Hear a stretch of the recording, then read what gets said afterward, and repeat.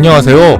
한국경제신문 홍선표 기자입니다. 오늘은 페이스북 임원들이 페이스북을 안 하는 이유, 실리콘밸리 거물들은 자녀들이 컴퓨터, 스마트폰을 못쓰게 한다는 주제로 방송을 진행하도록 하겠습니다. 최근 회원 정보 유출 파문으로 큰 위기를 겪고 있는 페이스북이 처한 상황과 매출의 98%를 광고에만 의존하고 있는 페이스북의 매출 구조가 이 같은 정보 유출의 근본 원인이 됐다는 사실에 대해서 살펴보겠습니다. 그리고 소셜 네트워크 서비스, SNS의 지나친 사용이 개인과 사회에 미치는 부작용에 대해서도 살펴보겠습니다. 또한 실리콘밸리의 거물들이 정작 자기 자녀들은 컴퓨터와 스마트폰을 사용하지 못하게 하는 학교에 보내고 있다는 사실도 함께 알아보겠습니다. 방금 말씀드린 것처럼 페이스북은 최근 창사 이래 가장 큰 위기를 겪고 있습니다. 한국 인구와 맞먹는 회원 5천만 명의 개인정보가 유출되면서 직격탄을 맞은 건데요. 이 같은 상황을 반영하듯 미국 주식시장에서도 주가가 큰 폭으로 내려앉은 모습을 보이고 있습니다. 페이스북이 이 같은 위기에 처한 건 이용자 5천만 명의 정치 성향 등을 담은 개인정보가 유출돼 2016년 미국 대통령 선거 당시 도널드 트럼프 공화당 후보 캠프가 선거 전략을 짜는데 사용됐다는 의혹이 폭로됐기 때문입니다. 2016년 미국 대선 당시 도널드 트럼프 공화당 후보 측과 계약을 맺은 데이터 분석업체 케임브리지 애널리티카가 이 같은 정보 유출을 주도했다는 의혹을 받고 있습니다. 이 회사는 2014년 페이스북 이용자들 대상으로 심리 테스트 앱을 뿌렸는데요. 겉보기에는 페이스북에서 흔히 볼 수 있는 평범한 성격 검사 앱처럼 보였지만 사실 일단 이 앱을 깔아서 이용하면 이용자들의 성별, 거주지, 직업 같은 기본 정보뿐 아니라 친구 목록과 좋아요를 누른 콘텐츠가 무엇인지까지 페이스북에 저장된 대부분의 정보가 회사 측에 전달되게 됩니다. 영국의 뉴스 매체인 가디언에 따르면 이렇게 수집된 자료는 이용자가 활발한 사람인지 조용한 사람인지 성격을 분석하는 것부터 시작해서 정치, 종교 성향, 성적인 취향, 부모가 이혼했는지 등까지 개인을 철저하게 분석하는 데 사용됐습니다. 이렇게 분석된 자료는 도널드 트럼프 캠프가 힐러리 클린턴 당시 민주당 후보의 약점을 공격하는 기사나 광고를 누구에게 보낼지, 특정 성향의 유권자의 마음을 움직이기 위해선 어떤 문구를 써야 할지, TV 광고는 어떤 식으로 만들지, 도널드 트럼프 후보는 어느 지역에서 어떤 내용으로 유세를 해야 할지 등 맞춤형 선거 전략을 마련하는데 사용됐다고 합니다. 미국 대통령 선거 유권자가 약 2억 명이라고 하면 유권자 4명 중 1명의 정보가 페이스북을 통해서 유출된 거라고 볼 수 있습니다. 정보 유출은 데이터 분석업체가 주도한 거고 이게 문제가 된다면 그 회사나 아니면 그 회사의 데이터를 받아서 선거 전략을 짜는 데 사용한 도널드 트럼프 선거 캠프가 문제가 돼야지 왜 페이스북이 이렇게 타격을 입는 건지 모르겠다고 생각하실 분이 계실 수도 있습니다. 하지만 이 문제는 단순히 한 회사가 나쁜 목적을 갖고 악성 앱이나 해킹 등을 통해서 이용자들의 정보를 빼내간 것과는 차원이 다른 문제입니다. 우선 케임브리지 애널리티카가 이용자들에게 뿌린 앱은 페이스북에 애플리케이션을 배포하기 위한 대가를 지불하고 올린 앱이었습니다.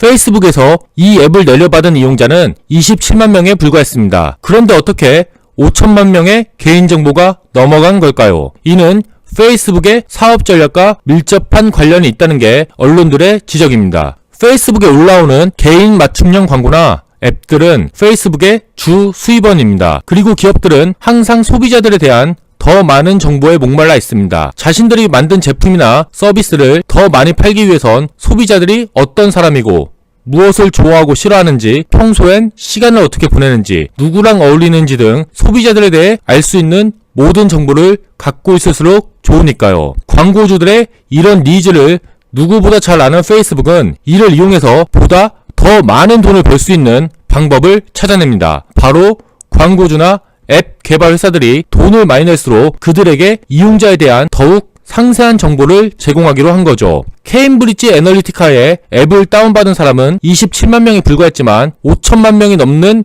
이용자의 정보가 이들에게 넘어간 것도 이 회사가 앱을 다운받은 이용자뿐 아니라 그들과 친구를 맺고 있는 사람들의 정보에도 접근할 수 있었기 때문입니다. 그럼 여기서 페이스북을 비롯한 미국 소셜 네트워크 서비스 기업들이 어떻게 돈을 벌고 있는지 좀 더 자세히 알아보겠습니다. 사실 많은 사람들이 페이스북이라고 하면 인공지능, 가상현실과 같은 첨단 기술에 막대한 투자를 하는 최첨단 IT 기업이라고만 생각하시는데요. 그런데 사실 업의 본질이란 기준으로 봤을 때 페이스북은 광고회사입니다. 좀 더 정확히는 광고주들에게 자신이 갖고 있는 광고판을 판매하는 회사라고 볼 수 있습니다. 매출 내역을 보면 이런 사실들이 한눈에 들어오는데요. 2017년 페이스북이 1년 동안 벌어들인 연 매출 406억 달러, 한국 돈으로 43조 5천억 원 가운데 98%인 42조 6천억 원이 광고를 통해서 벌어들인 돈입니다. 대부분의 돈을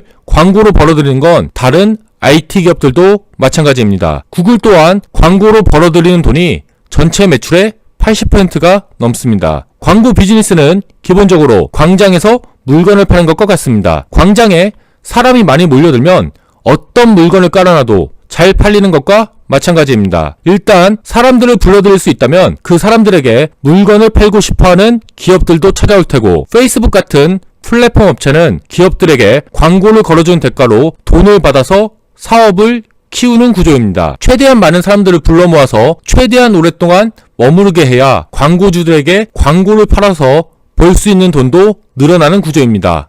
그러다 보니 인터넷 플랫폼 업체들은 사람들의 심리를 연구하는데 많은 투자와 노력을 합니다. 그리고 이런 노력이 때로는 이용자들을 중독과도 비슷한 부작용의 상태로 몰고 간다는 비판도 적지 않습니다. 페이스북을 비롯한 소셜미디어 업체들이 최근 들어 많은 비판을 받는 것도 지나친 SNS 이용이 개인과 사회에 미치는 부작용이 속속 드러나고 있어서입니다. 제가 오늘 방송의 제목으로 뽑은 페이스북 임원들이 페이스북을 안 하는 이유라는 제목은 지난 1월 영국 뉴스 매체인 가디언이 보도한 뉴스를 보고 아이디어를 얻은 제목입니다. 가디언은 지난 1월 23일 왜 소셜미디어 경영진은 소셜미디어를 이용하지 않는가라는 제목의 기사를 내놨습니다. 가디언은 이 기사에서 페이스북 고위 임원 중에서 누구도 다른 평범한 이용자들처럼 개인적으로 정상적으로 페이스북 계정을 운영하지 않고 있다고 지적했습니다. 대부분의 임원들이 친구 신청을 받지 않을 뿐더러 공개하고 있는 게시물도 거의 없고 친구수와 같은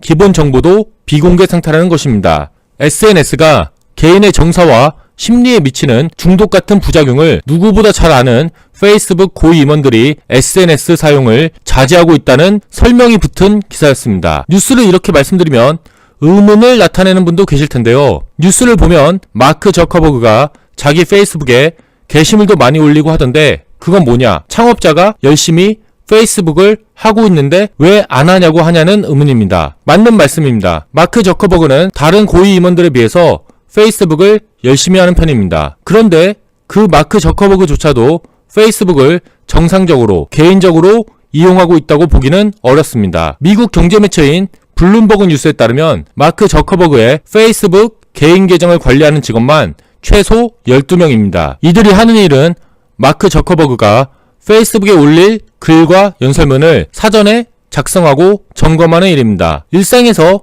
가족들과 편하게 찍어서 올린 것처럼 보이는 사진도 사실 완벽하게 미리 세팅해 놓은 상황에서 전문 사진가가 찍어서 올리는 것들이라고 합니다. 마크 저커버그에게 자신의 페이스북 계정은 그저 개인 계정이 아니라 회사의 핵심 메시지를 전달하는 매우 공식적인 창구라는 설명입니다. 지난 2016년 3월 중국 베이징을 방문한 마크 저커버그가 최악의 스모그 속에서도 천안문 광장을 조깅하는 사진을 찍어서 올린 적이 있습니다. 이 역시 개인적인 일상을 공유하기보다는 중국 정부의 페이스북에 대한 차단 조치를 해제해달라는 메시지를 던지기 위해서였습니다. SNS가 인간의 약한 마음을 파고들어 이용자를 중독 상태에까지 이르게 한다는 비판은 최근에 많이 나오고 있는데요. 페이스북에서 나온 전직 고위 임원들의 증언이라 더 믿을만하다는 평가가 많습니다. 션 파커 페이스북 공동 창업자는 지난해 10월 페이스북은 이용자가 어떻게 가능한 한 많은 시간과 의식적 관심을 소비하게 만들까에 집중한다며 누군가의 사진이나 글을 보고 좋아요를 누르거나 댓글을 남기는 과정에서 약간의 도파민 같은 자극이 필요하다고 설명하기도 했습니다. 그는 자신이 소셜미디어에 대한 양심적 이용 거부 중이라고 말하기도 했습니다. 오늘 방송을 준비하면서 한 가지 궁금증이 생겼습니다. 바로 페이스북이나 구글, 아마존 같은 미국 실리콘밸리의 대기업들을 이끌어가는 회사의 거물들은 자기 자녀들을 어떻게 키울까라는 질문이었습니다. 만약 이들이 SNS나 스마트폰 이용의 부작용에 대해서 정말로 잘 알고 있다면 자기 자녀들은 평범한 아이들과는 다르게 키우지 않을까라는 생각이 들어서였습니다. 자료 조사를 통해서 이에 대한 나름의 대답을 찾을 수 있었는데요. 결론부터 말씀드리자면 실리콘밸리의 첨단 IT 기업에서 일하는 고위 임원과 전문가들일수록 자기 자녀는 최대한 컴퓨터와 스마트폰 같은 디지털 기기에서 멀리 떨어뜨려서 키우고 있다는 사실을 알 수 있었습니다. 이 이야기는 미국에선 벌써 몇 년 전부터 나왔던 이야기들인데요. 이미 지금으로부터 7년 전인 2011년 미국 뉴욕타임스는 컴퓨터를 하지 않는 실리콘밸리 학교라는 제목으로 이와 같은 기사를 내기도 했습니다.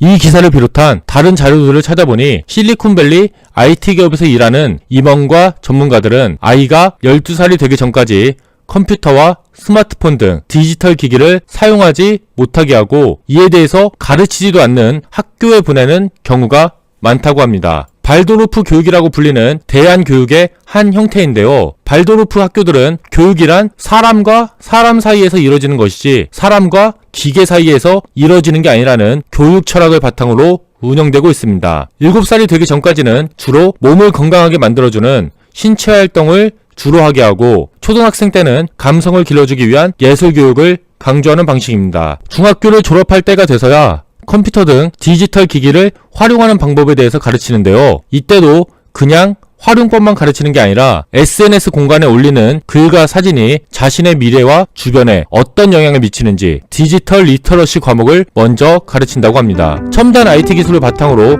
세계 시장을 장악하고 있는 실리콘밸리의 거물들이 정작 자기 자녀들은 컴퓨터, 스마트폰, SNS 등으로부터 멀리 떨어진 환경에서 키우고 가르치고 있다는 사실이 의미심장하게만 느껴집니다. 제가 오늘 준비한 순서는 여기까지입니다. 들어주셔서 감사합니다. 청취자 여러분 모두 오늘도 즐거운 하루 보내길 바라겠습니다.